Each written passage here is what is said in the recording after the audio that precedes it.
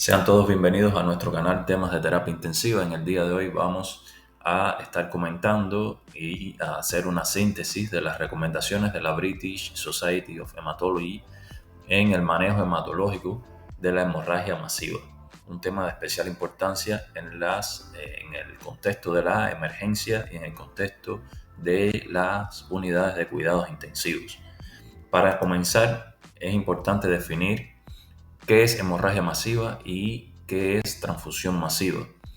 Consideramos que estamos ante una hemorragia masiva cuando tenemos un paciente que ha perdido más del 20% del volumen circulante en un lapso de 24 horas o cuando se requiere la reposición de más de 10 unidades de concentrados globulares en el mismo lapso de tiempo.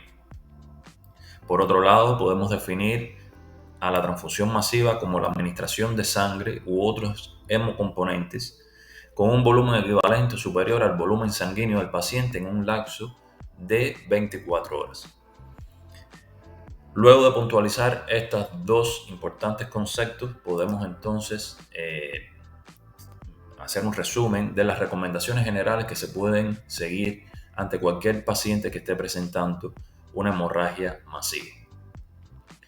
Primeramente, podemos decir que el umbral de transfusión general a mantener está en el orden de los 70 gramos por litro. Debemos transfundir a nuestros pacientes cuando el nivel de hemoglobina caiga por debajo de 70 gramos por litro y trazarnos como objetivo mantener una concentración de hemoglobina entre los 70 y los 90 gramos por litro. Mantener además como mínimo una relación de concentrados globulares plasma fresco de 2:1 hasta que se obtengan los test de coagulación. Una vez que ya tengamos resultados de las pruebas de coagulación, podremos administrar plasma fresco guiándonos por el tiempo de protrombina, tratando de mantenerlo por debajo de 1,5 veces el control. Además de esto, podemos considerar la administración de fibrinógenos, sobre todo cuando su concentración se encuentre por debajo de 1,5 gramos por litro. Tratar de mantener el conteo plaquetario por encima de los 50 plaquetas por microlitro durante el sangrado activo. Aquí debemos hacer una consideración en el paciente que tiene trauma craneal. En estos pacientes existen otras recomendaciones especiales y se debe tratar de mantener el nivel de plaquetas por encima de los 100. Y además de eso, ser activos en la evaluación de la coagulación por test, los cuales deben repetirse entre los 30 y los 60 minutos. Una vez abordadas las consideraciones generales a seguir en cada paciente, vamos a entrar entonces en el trauma mayor.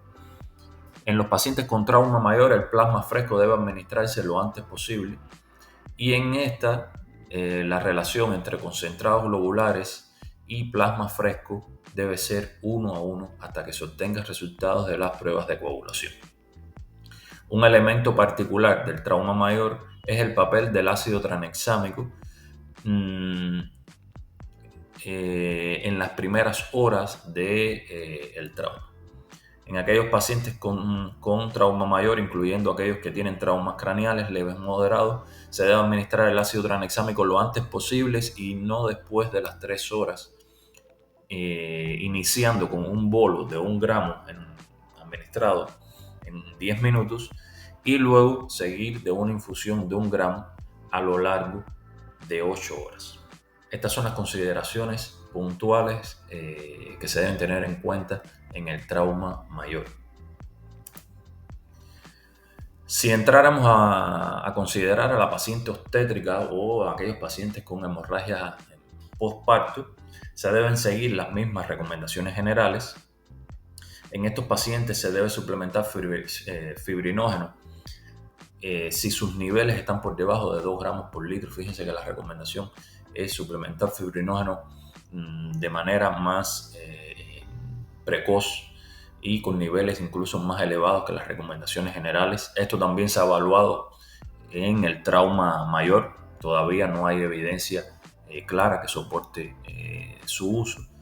Pero bueno, entre 1,5 y 2 gramos por litro se encuentran las recomendaciones en todos los contextos. También se ha demostrado que el ácido tranexámico juega un papel fundamental en la hemorragia obstétrica para disminuir la recurrencia del sangrado y la cuantía de este, y se debe administrar igual 1 gramo en bolo endovenoso en las primeras 3 horas de iniciado el sangrado postparto. Y se debe repetir una segunda dosis de ácido tranexámico en los contextos siguientes. Si luego de administrar el primer bolo, luego de 30 minutos todavía continúa el sangrado, se puede repetir un segundo bolo de 1 gramo. O en aquellos pacientes en los que el sangrado se detiene inicialmente, pero este recurre en las primeras 24 horas administrado el ácido tranexámico, sería otro contexto donde el paciente se puede beneficiar de repetir un segundo bolo de ácido tranexámico. Existen algunas recomendaciones también en cirugía, donde luego de realizar una evaluación anestésica y por el personal de cirugía exhaustiva, en aquellos pacientes que se consideren de alto riesgo de sangrado y en los que se estimen pérdidas sanguíneas por encima de 500 mililitros, se pudiera considerar la administración de ácido tranexámico, 1 gramo en bolo endovenoso, en aquellos pacientes, como decíamos, que se consideran de alto riesgo o que pueden tener altas pérdidas sanguíneas en cirugía no cardíaca. Antes, por supuesto, de encindir la piel, habría que administrar el bolo de ácido tranexámico. Estas son las únicas consideraciones en cirugía. Y otro tema muy fundamental son las recomendaciones en la hemorragia digestiva. Aquí hay muchas prácticas que son muy variables en distintos contextos. De manera general, en estos pacientes no se recomienda la administración del ácido tranexámico.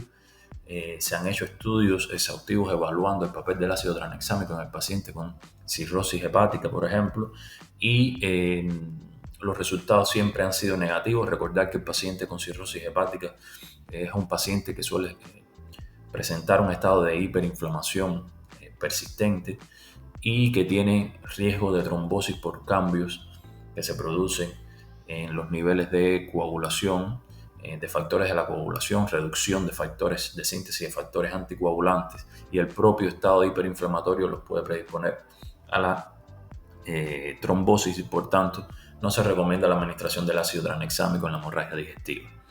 Debemos tener además en cuenta el rol limitado que tienen las pruebas de coagulación estándar para predecir el sangrado en los pacientes con hepatopatías.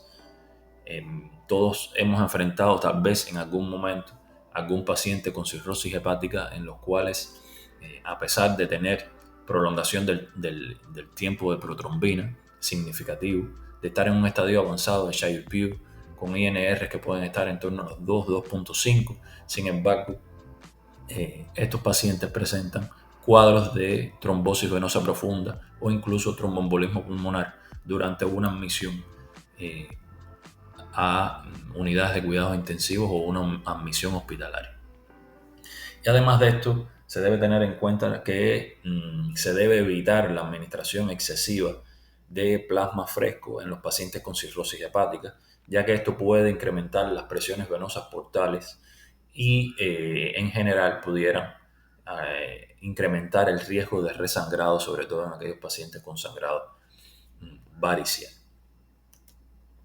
Estas son algunas de las recomendaciones de manera muy rápida y sintética de la British Society of Hematology en el manejo hematológico de la hemorragia masiva.